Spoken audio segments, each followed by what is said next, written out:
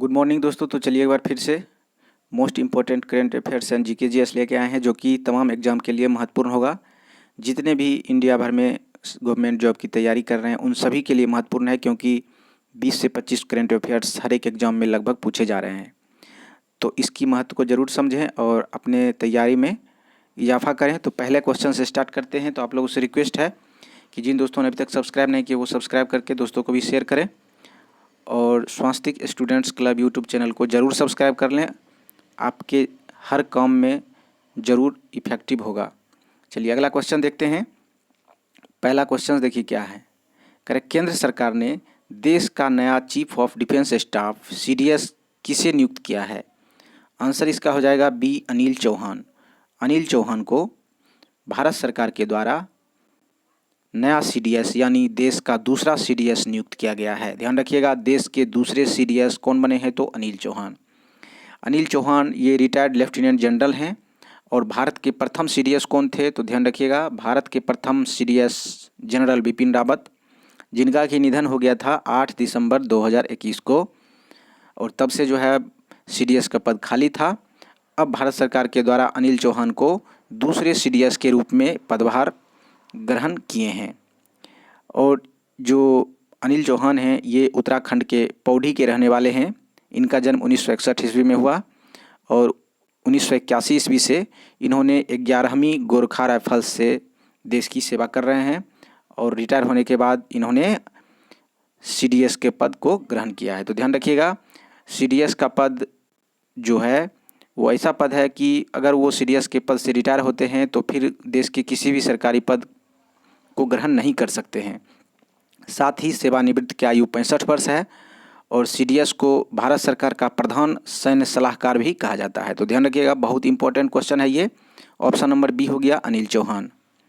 Next question देखते हैं। कह रहा है कि राष्ट्रपति द्रौपदी मुर्मू ने हिंदुस्तान एरोनॉटिक्स लिमिटेड HEL की integrated cryogenic engine manufacturing facility ICMF का उद्घाटन किया है। तो कहाँ किया है? आंसर नंबर हो जाएगा बेंगलुरु में। आंसर नंबर बी हो गया। ध्यान रखिएगा, बेंगलुरु में जो है भारत ICMR यानी integrated cryogenic engine manufacturing facility जो है देने वाला दुनिया का छठा देश बन गया है।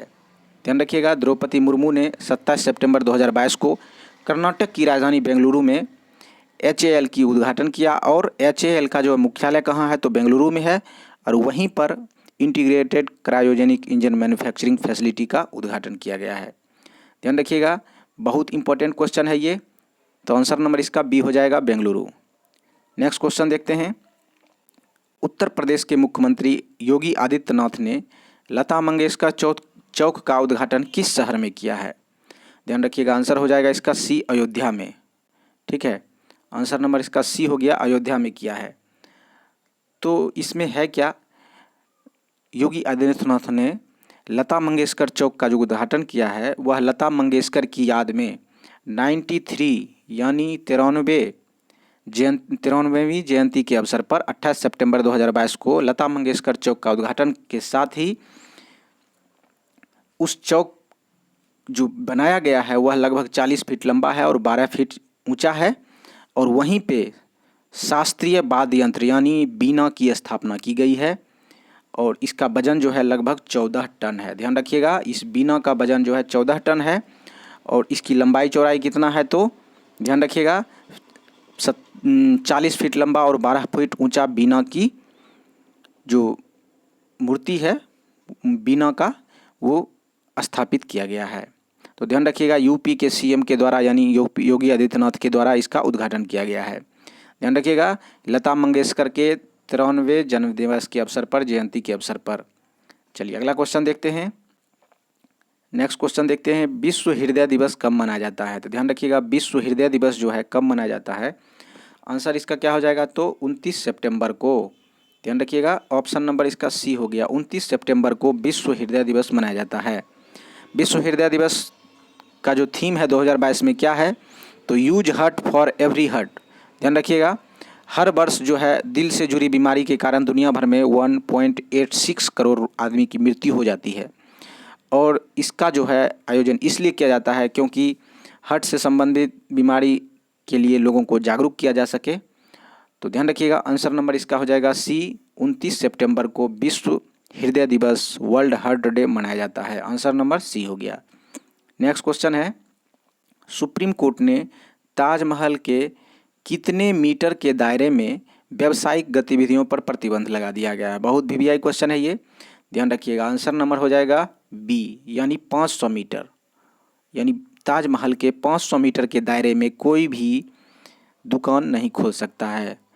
और ये जो फैसला लिया गया है, इसका कारण ये है कि ताजमहल की सुरक्षा को लेकर लिया गया है। ध्यान रखिएगा, 26 सितंबर 2022 को ये आदेश दिया गया। और दुकान वाले को 500 मीटर के दायरे से बाहर दुकान के लिए जगह आवंटित भी किया गया है। तो ध्यान रखिएगा। और ये जो प्रतिबंध लगाया गया है, यह जस्टिस संजय किशन कौल और जस्टिस एएस ओका की पीठ ने आदेश दिया कि 500 मीटर के दायरे में कोई भी दुकान नहीं रहेगा। ये ताजमहल की सुरक्षा के लिए ही लिखा गया, मतलब कहा गया है। तो ध्यान रखिएगा, आंसर नंबर हो गया 500 मीटर के दायरे में प्रतिबंध लगा दिया गया है। नेक्स्ट क्वेश्चन देखते हैं, सूचना तक सार्वभौमिक पहुंच के लिए अंतर्राष्ट्रीय दिवस कब मनाया जाता है? सूचना तक सार्वभौमिक पहुंच के लिए, यानी सही सूचना पहुंचे सबके लिए, सबके पास, इसके लिए जो है मनाया जाता है। सार्वभौमिक पहुंच के लिए अंतर्राष्ट्रीय दिवस कब मनाया जाता है? तो आंसर हो जाएगा 28 सितंबर को। ऑप्शन नंबर बी हो गया, 28 सितंबर को मनाया जाता है। यह यूनेस्को के द्वारा घोषित किया गया कि 28 सितंबर को सार्वभौमिक सूचना के लिए अंतर्राष्ट्रीय दिवस मनाया जाएगा। और साथ ही इस दिवस मनाने का जो मकसद है, सभी को जानकारी प्राप्त करने और वितरित करने का अधिकार है। इसका मकसद है कि सभी को जानकारी प्राप्त हो और सभी को सही जानकारी वितरित करने का अधिकार है। तो आंसर नंबर इसका हो जाएगा 28 सितंबर। ऑप्शन नंबर बी हो गया। नेक्स्ट क्वेश्चन देखिए, कह रहा है 36वें गेम्स का शुभंकर का नाम बताएं। देखिए 36वें नेशनल गेम्स का जो शुभंकर है उसका नाम पूछा जा रहा है। बहुत वीवीआई क्वेश्चन है, ध्यान रखिएगा। आंसर इसका हो जाएगा सावज। ऑप्शन नंबर ए हो गया, सावज है 36वें नेशनल गेम्स का शुभंकर। ध्यान रखिएगा, यह सावज जो है यह गुजराती शब्द है और इसका जो अर्थ होता है शेर होता है। तो ध्यान रखिएगा, ऑप्शन नंबर क्या हो जाएगा? ए हो जाएगा। और ये सावज का जो अर्थ होता है वह क्या होता है? शेर होता है। तो ऑप्शन नंबर क्या हो गया? ए हो जाएगा। ध्यान रखिए, यहाँ पे लोगो भी दिया गया है। नेक्स्ट क्वेश्चन देखते हैं, कह रहा है कि 36वें नेशनल गेम्स गान क्या है? 36वें नेशनल गेम्स का गान जो है वो क्या है? तो आंसर इसका हो जाएगा जुड़ेगा इंडिया जीतेगा इंडिया। आंसर नंबर डी हो जाएगा, जुड़ेगा इंडिया जीतेगा इंडिया 36वें नेशनल गेम्स का गान है। ध्यान रखिएगा, इस खेल का जो गान है वो सिंगर सुखविंदर सिंह के द्वारा गाया गया है। बहुत वीवीआई क्वेश्चन है, ध्यान रखिएगा। पूछा जाएगा किसके द्वारा गाया गया, तो सिंगर जो है सुखविंदर सिंह के द्वारा ये गाया गया है। जुड़ेगा इंडिया जीतेगा इंडिया। ऑप्शन नंबर डी हो गया। नेक्स्ट क्वेश्चन है, अंतर्राष्ट्रीय सुरक्षित गर्भपात दिवस कब मनाया जाता है? तो अंतर्राष्ट्रीय सुरक्षित गर्भपात दिवस जो है कब मनाया जाता है? 28 सितंबर को ही मनाया जाता है। ध्यान रखिएगा, ए नंबर हो गया 28 सितंबर को। यह विश्व स्वास्थ्य संगठन के द्वारा मनाया जाता है, यानी घोषित किया गया है। इसका मकसद है कि दुनिया भर में जितनी भी महिलाएं हैं उसे सुरक्षित गर्भपात के लिए जागरूकता फैलाना या जागरूक करना है। ध्यान रखिएगा, सेफ एबॉर्शन डे 28 सितंबर को मनाया जाता है। ध्यान रखिएगा, सेफ एबॉर्शन डे, अंतर्राष्ट्रीय सुरक्षित गर्भपात दिवस 28 सितंबर को मनाया जाता है। चलिए अगला क्वेश्चन देखते हैं। कह रहा है, किस राज्य सरकार ने वायुसेना के पूर्व प्रमुख RKS भदौरिया को डिफेंस इंडस्ट्रियल कॉरिडोर UPDIC का मुख्य नोडल अधिकारी नियुक्त किया है? बहुत वीवीआई क्वेश्चन है, ध्यान रखिएगा। राकेश भदौरिया को जो है, यानी RKS भदौरिया जो है, राकेश भदौरिया, उनको 30 सितंबर 2021 को वे रिटायर हो गए थे। और तब से जो है यूपी सरकार ने उन्हें यूपी के DIC यानी उत्तर प्रदेश के डिफेंस इंडस्ट्रियल कॉरिडोर का चीफ नोडल ऑफिसर नियुक्त किया गया है यूपी सरकार के द्वारा। ध्यान रखिएगा, तो आंसर हो जाएगा इसका Uttar Pradesh. Option number C हो गया। और कह रहा है इसमें कि इस तरह का, यानी यूपी जो लिखा हुआ है कि defence industrial corridor, defence industrial corridor जो है पूरे भारत में 2 ही राज्य हैं जो कि अपनाने की कोशिश कर रही है। तो वो कौन कौन से राज्य हैं? तो ध्यान रखिएगा, यूपी और तमिलनाडु जो है डिफेंस कॉरिडोर विकसित करने जा रही है। और इस तरह से जो है राकेश भदौरिया को यूपी सरकार के द्वारा डिफेंस इंडस्ट्रियल कॉरिडोर का मुख्य नोडल अधिकारी नियुक्त किया गया है। तो 2 राज्य पूछा जाएगा, तो ध्यान रखिएगा, एक तो यूपी हो गया और दूसरा जो है तमिलनाडु हो गया। ध्यान रखिएगा। नेक्स्ट क्वेश्चन देखते हैं। कह रहा है किस केंद्र सरकार ने देश का नया अटॉर्नी जनरल किसे नियुक्त किया गया है? ध्यान रखिएगा, यहाँ पे पिक्चर भी दिया गया है। आंसर हो जाएगा इसका आर वेंकटरमनी। ठीक है, आंसर नंबर ए हो गया आर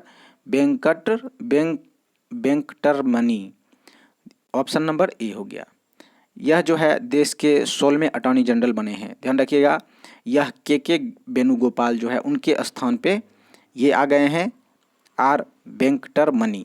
ध्यान रखिएगा, ये तमिलनाडु से हैं और इन्होंने 1977 ईस्वी में वकील बने और उसके बाद जो है 30 सितंबर 2022 को देश के 16वें अटॉर्नी जनरल के रूप में भारत के अटॉर्नी जनरल बने।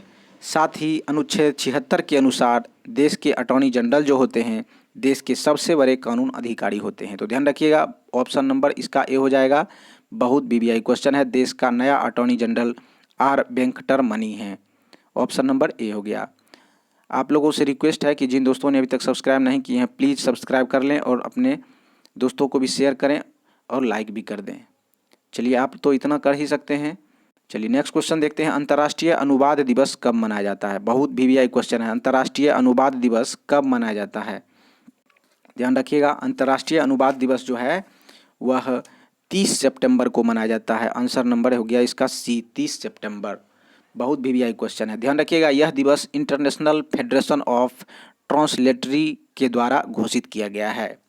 ध्यान रखिएगा, वर्ष 2022 की थीम क्या है? तो ए वर्ल्ड विदाउट बैरियर। और जो है अंतर्राष्ट्रीय अनुवाद दिवस जो है किसकी याद में मनाया जाता है? तो ध्यान रखिएगा, यह सेंट जेरोम जो कि बाइबल के अनुवादक थे उन्हीं के पुण्यतिथि पे मनाया जाता है। तो ध्यान रखिएगा, सेंट जेरोम जो कि बाइबल के अनुवादक थे उन्हीं के पुण्यतिथि पे अंतर्राष्ट्रीय अनुवाद दिवस मनाया जाता है 30 सितंबर को। आंसर नंबर इसका सी हो गया। नेक्स्ट क्वेश्चन देखते हैं। राष्ट्रपति द्रौपदी मुर्मू ने किस एक्ट्रेस को दादा साहब फाल्के अवार्ड वर्ष 2020 दिया है? आंसर इसका क्या हो जाएगा? तो आंसर हो जाएगा आशा पारेख। आंसर नंबर इसका डी हो गया। आशा पारेख जो है उनको 52वां दादा साहब फाल्के पुरस्कार दिया गया। यह वर्ष 2020 के लिए दिया गया है, लेकिन इन्हें 2022 में पुरस्कार दिया गया जो कि 23 सितंबर 2022 को दिया गया।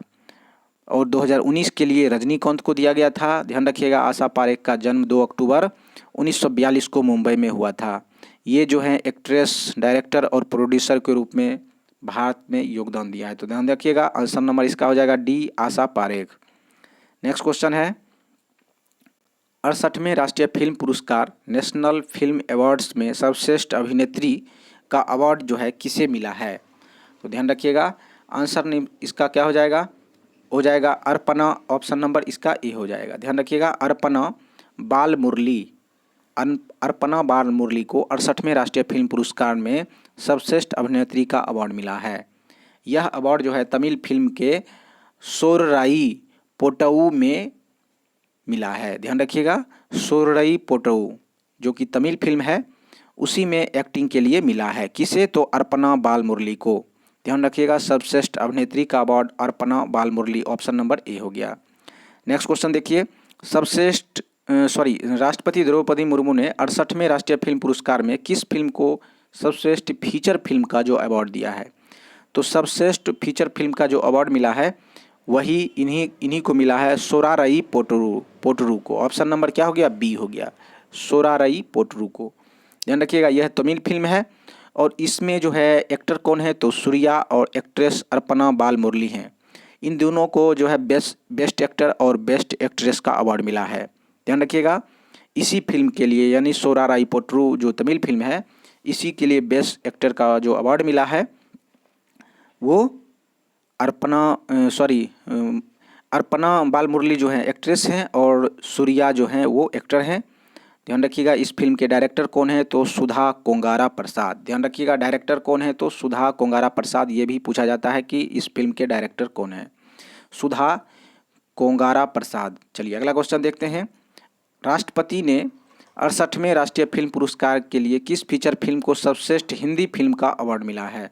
ध्यान रखिए सर्वश्रेष्ठ हिंदी फिल्म का जो अवार्ड मिला है वह मिला है तुलसीदास जूनियर। आंसर नंबर इसका डी हो जाएगा, तुलसीदास जूनियर। ध्यान रखिएगा इसके डायरेक्टर कौन है तो मृदुल तुलसीदास। ध्यान रखिए इसका नाम ये डायरेक्टर कौन है तो मृदुल तुलसीदास। और 68वें फिल्म पुरस्कार में जो है फीचर फिल्म सर्वश्रेष्ठ हिंदी फिल्म अवार्ड दिया गया है जूनियर तुलसीदास जूनियर को। ऑप्शन नंबर डी हो गया।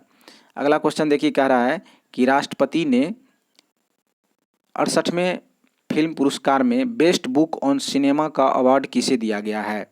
तो बेस्ट बुक ऑन सिनेमा का जो अवार्ड दिया गया है आंसर इसका हो जाएगा द लॉन्गेस्ट किस। ऑप्शन नंबर बी हो गया। बुक का यहाँ पे देख सकते हैं चित्र लिखा हुआ है लोगो, द लॉन्गेस्ट किस।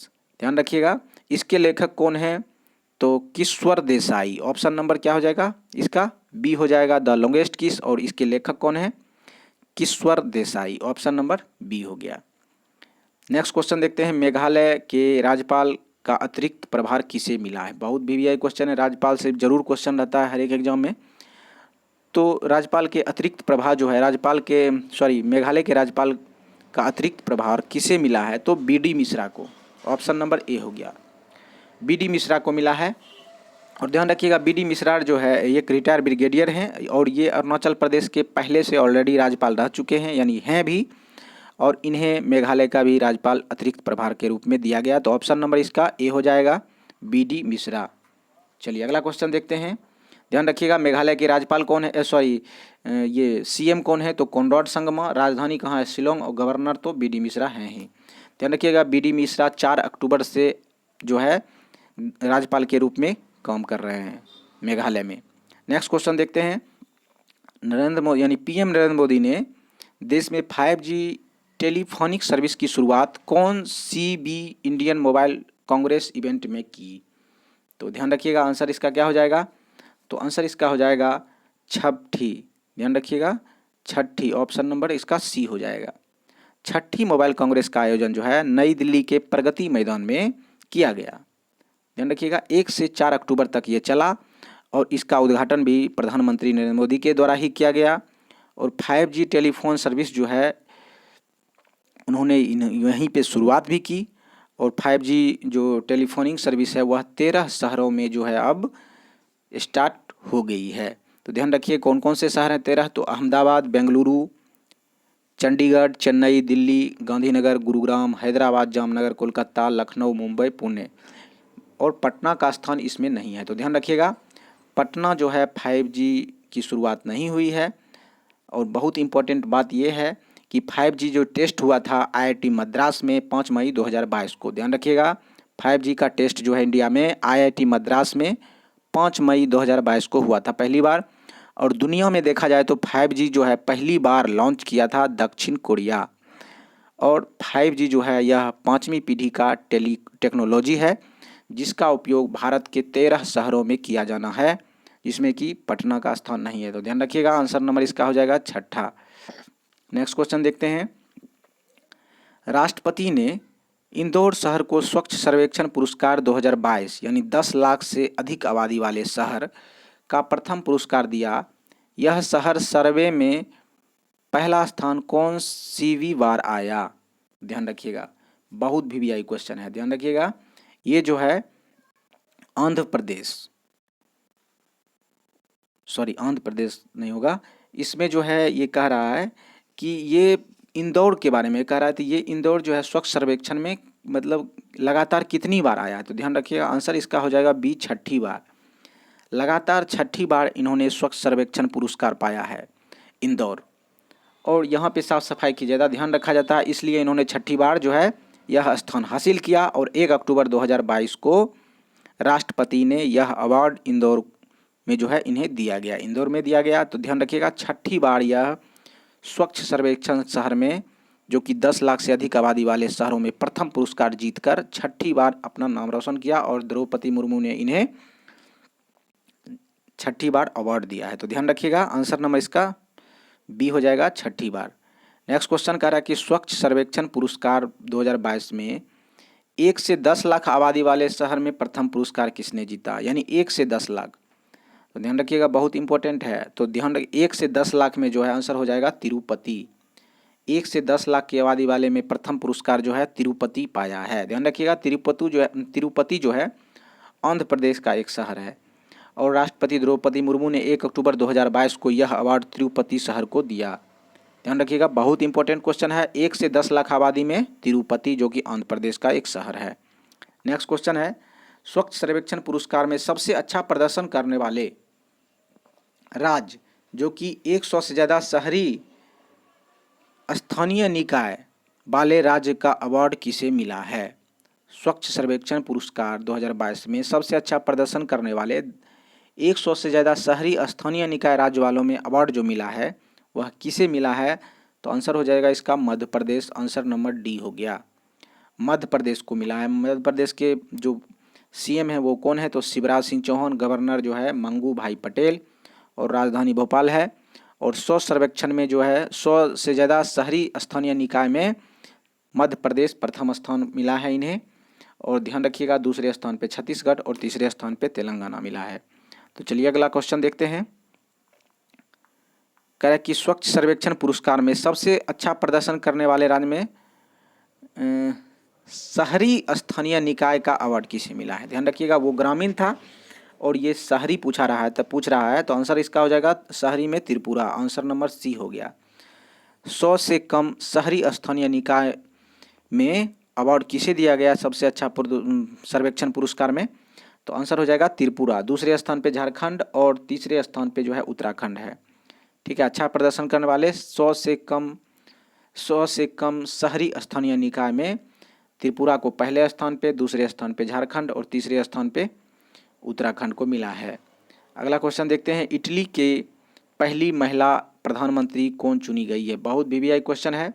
इटली में पहली बार जो है महिला प्रधानमंत्री चुनी गई है, तो ये बहुत वीवीआई क्वेश्चन हो जाता है। तो ध्यान रखिएगा, आंसर नंबर इसका हो जाएगा Giorgia Meloni, answer number A हो गया, जियोर्जिया मेलोनी जो है इटली की प्रथम महिला पीएम चुनी गई। इसका जन्म जो है 15 जनवरी 1977 ईस्वी को रोम में ही हुआ था। राजधानी जो है इटली की राजधानी रोम है और यहाँ की मुद्रा जो है यूरो है। तो पहली महिला जो पीएम चुनी गई इसलिए वीवीआई हो जाता है। जियोर्जिया मेलोनी इटली की पहली प्रधानमंत्री चुनी गई, आंसर नंबर इसका ए हो गया। नेक्स्ट क्वेश्चन है कि सीबीआई ने किस अभियान के तहत देश में बाल यौन उत्पीड़न से संबंधित ऑनलाइन सामग्री के मामले में छापेमारी की है।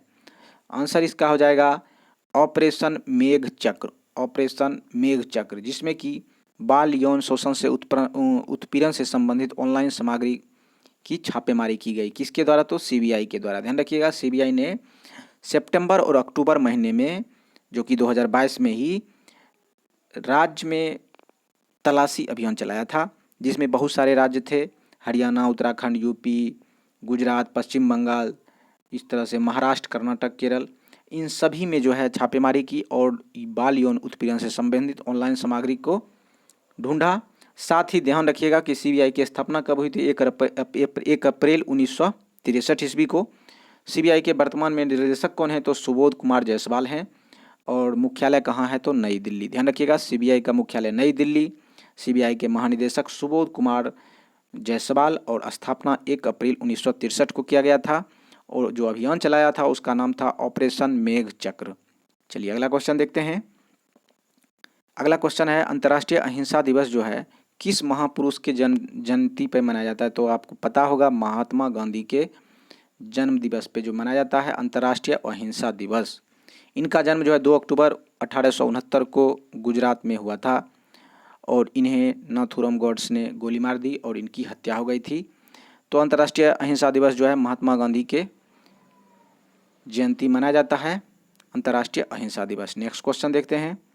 कह रहा है कि देश के दूसरे प्रधानमंत्री लाल बहादुर शास्त्री की जयंती कब मनाया जाता है? तो ध्यान रखिएगा, लाल बहादुर शास्त्री का भी 2 अक्टूबर को ही मनाया जाता है। और लाल बहादुर शास्त्री का जन्म जो है 2 अक्टूबर 1904 ईस्वी को यूपी के मुगलसराय शहर में हुआ था। और इनका निधन जो है 11 जुलाई 1966 को उज्बेकिस्तान की राजधानी ताशकंद में हो गया था, जो कि ताशकंद समझौते से संबंधित कुछ साइन करने गए थे और वहीं पे इनका निधन हो गया था। ध्यान रखिएगा, इन्होंने एक नारा भी दिया था, जय जवान जय किसान। तो ध्यान रखिएगा, आंसर नंबर क्या हो जाएगा इसका? 2 अक्टूबर, option number B, Lal Bahadur Shastri Jayanti 2 अक्टूबर को मनाया जाता है। इनका जन्म कब हुआ? तो 2 अक्टूबर 1904 को मुगलसराय में। चलिए अगला क्वेश्चन देखते हैं। तो दोस्तों ये इंपॉर्टेंट क्वेश्चन था जो कि आपके एग्जाम में आने की संभावना 100% है। तो आप लोगों से रिक्वेस्ट है कि दोबारा इस क्वेश्चन को ज़रूर रिपीट कर लें ताकि कन्फ्यूजन ना रहे। तो आज के लिए यहीं तक, थैंक यू। और आप लोगों से रिक्वेस्ट है कि शेयर कर दें और जो सब्सक्राइब नहीं किए हैं वो ज़रूर सब्सक्राइब कर लें और लाइक कर दें।